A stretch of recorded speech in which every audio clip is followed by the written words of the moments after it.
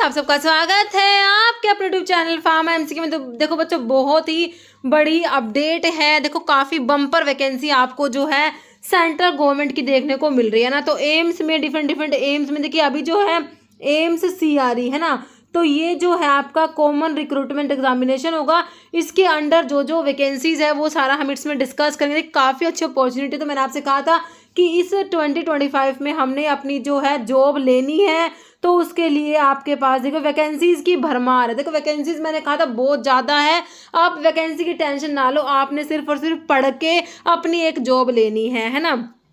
देखो बच्चों, अभी जो है एम्स का नोटिफिकेशन आ गया, आप लोगों ने देख भी लिया होगा। मैं थोड़ा सा वीडियो बनाने में लेट हो गई क्योंकि जो थोड़ा सा बहुत ज़रूरी काम आ गया था, है ना। ठीक है बच्चों, तो देखिए इसमें जो है अभी आप लोगों का इसमें सारा इस ये जो पीडीएफ है मैंने वैसे टेलीग्राम चैनल पे डाल दिया। टेलीग्राम चैनल का लिंक वीडियो को डिस्क्रिप्शन बॉक्स में रहता है, आप देख लेना। देखो ये जो है इसमें date of uploading of detail advertisement, ये आपकी 7 तारीख को नोटिस आ चुका है। ओके, और इसमें आपने देखिए जो है सबसे बड़ी बात, मुझे सबसे अच्छी बात इसमें पता है क्या लगती है कि आपको एग्जामिनेशन की डेट दी होती है, लेकिन अभी तो देखो इसके लिए आपके पास टाइम बहुत कम है ना।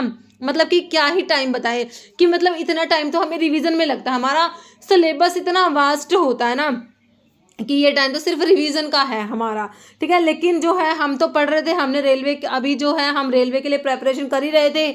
हमारी प्रेपरेशन तो गोइंग ऑन मतलब चली रही है ना, तो हमारे लिए कोई दिक्कत वाली बात है नहीं। हमने सिर्फ रिवीजन पे फोकस करना है। ओके, तो देखिए 26 से 28 के बीच में आपका एग्जामिनेशन हो जाएगा, है ना।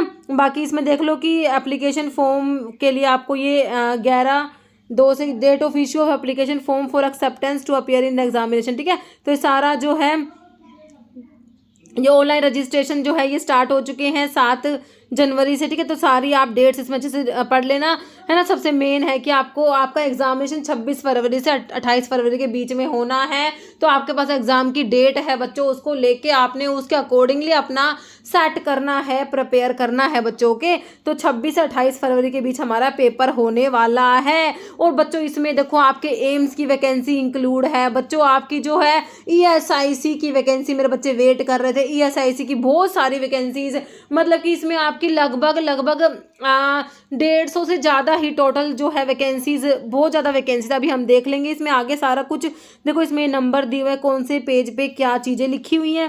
ओके, ठीक है, तो आप ऐसे देख लेना, इसको दिक्कत नहीं होगी। ओके, और एक बार देखें इसमें देखो कौन कौन से इसमें जो लिस्ट ऑफ पार्टिसिपेटिंग, जो कौन कौन से एम्स पार्टिसिपेट कर रहे हैं, और सेंट्रल गवर्नमेंट के कौन कौन से इंस्टीट्यूट्स हैं या बॉडीज़ है फॉर कॉमन रिक्रूटमेंट जिनका एग्जामिनेशन होना है। ओके, तो कौन कौन पार्टिसिपेट कर रहा है इसमें देखो एम्स अवंतीपुरा, ये डिफरेंट आपके एम्स लिखे हुए हैं। ओके, है ना, ये देखो सारे एम्स है जो जिसमें पार्टिसिपेट कर रहे हैं। मतलब इनका अलग से पेपर नहीं होगा, ये सारा आपका CRE एक ही पेपर होगा, उसके अकॉर्डिंग ही आप इसमें सेलेक्ट होंगे, है ना।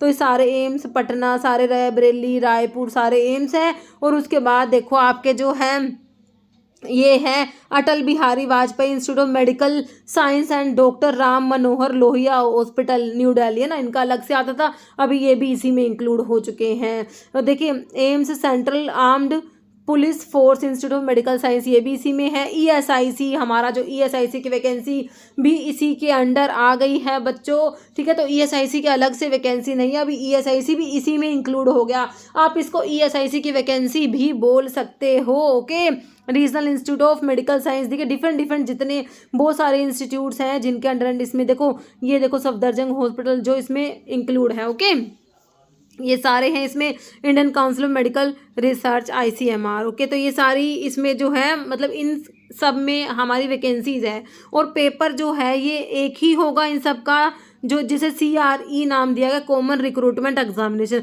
आप लोगों ने लास्ट CRE भी देखा होगा मेरी जो मैंने वीडियो मेमोरी बेस्ड क्वेश्चन का, क्योंकि बच्चों के पास पेपर तो था नहीं, मेमोरी बेस्ड का मैंने वीडियो डाला था, है ना। तो आप एक बार चैनल पे देख लेना, अदरवाइज मैं इसके मतलब कि लास्ट में भी लगा दूंगी, है, ठीक है। तो देखो अभी जो इसमें और क्या लिखा हुआ है, सारा कुछ ऑनलाइन आपने जो है इसमें अप्लाई करना है, रजिस्ट्रेशन करना है, सारा आप पढ़ लेना अच्छे से। ओके, और इसमें देखते हैं हमारे काम की बात, है ना। तो फीस का एज रिलैक्सेशन पढ़ लेना, इसमें एज रिलैक्सेशन कैटेगरी वाइज सारा इसमें लिखा हुआ। ओके, देखो SC ST का 5 ईयर्स, OBC 3 ईयर्स, सारा अपना अच्छे से पढ़ लेना। इसको अच्छे से रीड करके जब भी हम किसी वैकेंसी के लिए अप्लाई करते हैं ना बच्चों, तो आपको उसके लिए ना अच्छे से उसको रीड, नोटिफिकेशन को अच्छे से पढ़ना चाहिए, है ना। आप अच्छे से पढ़ना, इसको PDF आपको वैसे भी अवेलेबल हो जाती है, कोई दिक्कत वाली बात है नहीं, है ना। सारा ये रिलैक्सेशन का है। उसके बाद में इसमें देखो फीस का थोड़ा सा क्राइटेरिया ज़्यादा रहता है, ठीक है। फीस तो थोड़ी सी ज़्यादा है, तो इसमें तो क्या ही करें, है ना। तो लेकिन जब हमने कोई भी मतलब जॉब लेनी है तो देखो अभी अप्लाई तो करना ही पड़ेगा ना। तो देखिए 3000 रुपीज़ थोड़ा सा क्राइटेरिया, ये फीस का थोड़ा सा ज़्यादा है इसमें।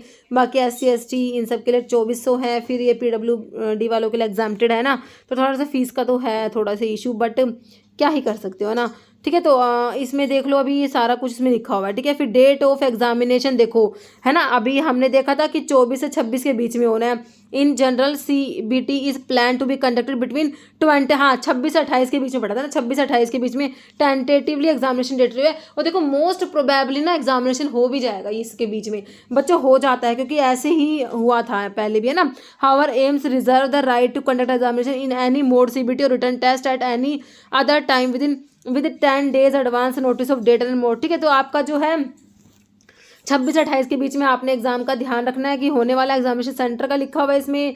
ओके, फिर एडमिट कार्ड के बारे में बताया हुआ है कि भाई admit card will be issued 3 days before date of examination, ठीक है। सारा पढ़ लेना, है ना। फिर आपका CBT के बारे में, भाई पेपर कैसे क्या होगा ये बात इसमें लिखी हुई है कि ड्यूरेशन जो है हमारा 90 मिनट्स का होगा। हमारा 90 मिनट्स का एग्जाम रहने वाला है। 100 मार्क्स ऑफ 400 MCQ होंगे 400, मतलब कि एक क्वेश्चन 4 मार्क्स का होगा। 100 क्वेश्चन होंगे, एक क्वेश्चन 4 का मतलब 400 नंबर के 100 क्वेश्चन होंगे।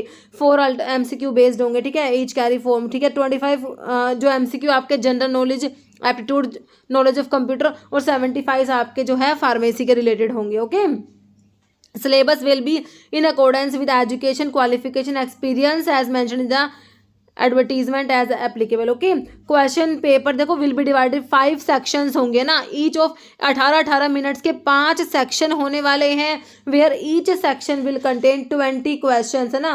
तो हर सेक्शन में जो है 20 क्वेश्चंस आप लोगों के रहने वाले हैं ना, ठीक है। तो हर सेक्शन में देखो 20-20 क्वेश्चन के 5 सेक्शन होंगे।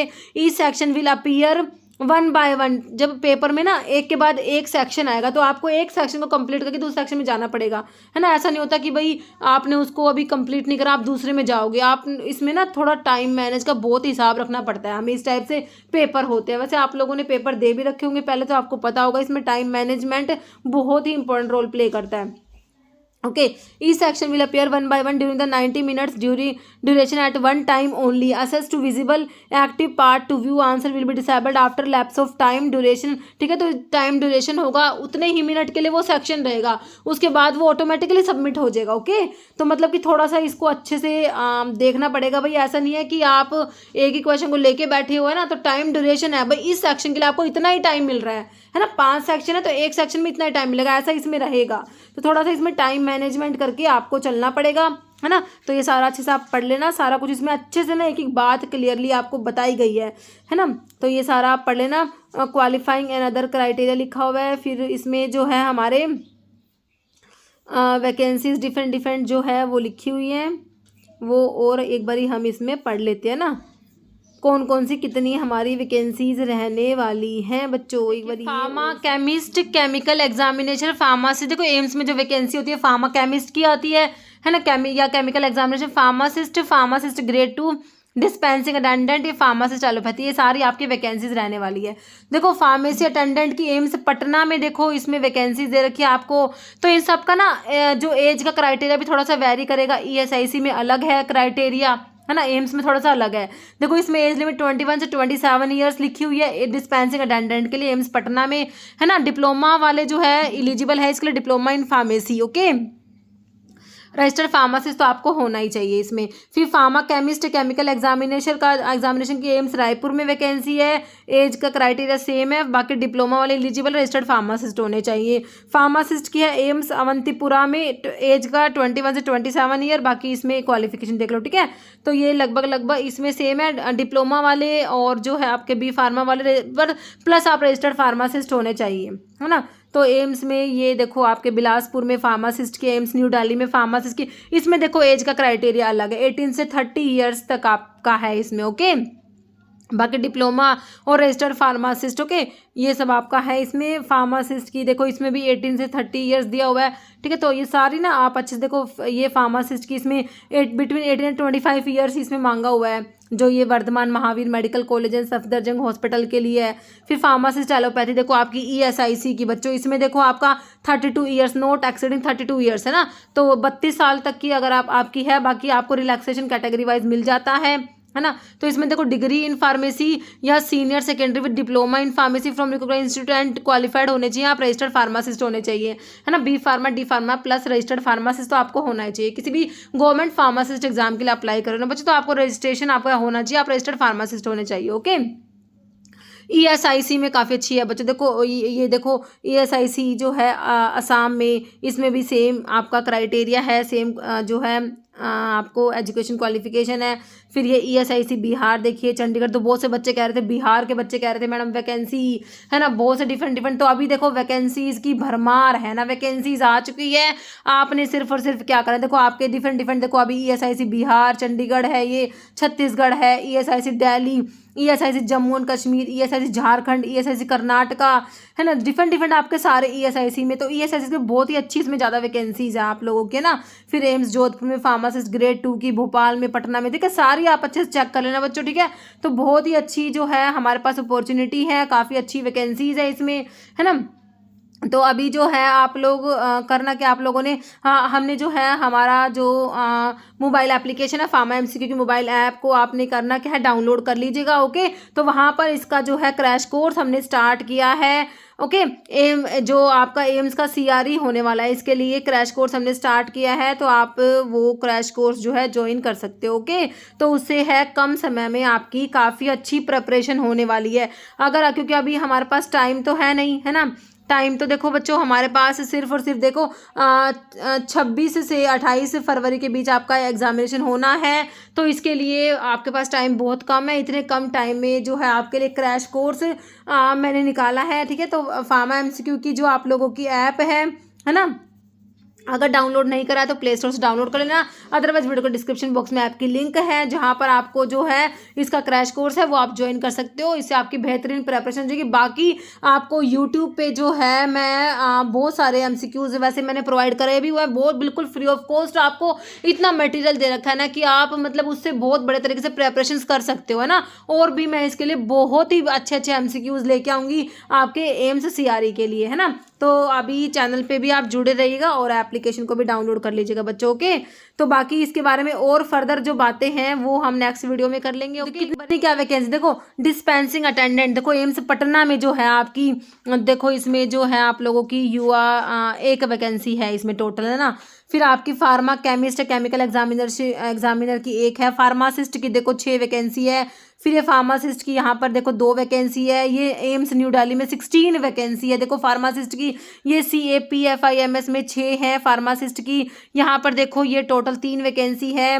फार्मासिस्ट एलोपैथी की ESIC की देखो बच्चों यहाँ पर देखो 7 वैकेंसी है आपके ESIC आंध्र प्रदेश में, है ना। ESIC असम में 8 है और ESIC आपका जो है बिहार में ये देखो 4 है। और फिर आपका चंडीगढ़ में कितनी है, ये 1 है। छत्तीसगढ़ में देखो 16 वैकेंसी है। ओके, तो ESIC की काफ़ी अच्छी, देखो ESIC ये दिल्ली वाला, इसमें देखो 34 वैकेंसी है। और फिर आपका इसमें ESIC जम्मू कश्मीर में 2 है, झारखंड में 14 है ना। तो देखो काफ़ी अच्छी हमारी वैकेंसी, ESIC में ज़्यादा वैकेंसी है, इसमें कर्नाटका में 3 है। फिर आपका महाराष्ट्र में देखो 2 लिखी हुई है, राजस्थान में देखो काफ़ी अच्छी है, इसमें आपकी जो है 15 वैकेंसी रहने वाली है, तमिलनाडु में 4 है। ओके, तो ये देखो इतनी सारी इसमें ESIC की वैकेंसी है। वेस्ट बंगाल में 8 है। ओके, तो बच्चों देखो इस टाइप से डिफरेंट वैकेंसीज हैं आप लोगों की, बहुत ही अच्छी आपके पास अपॉर्चुनिटी है बच्चों, ठीक है।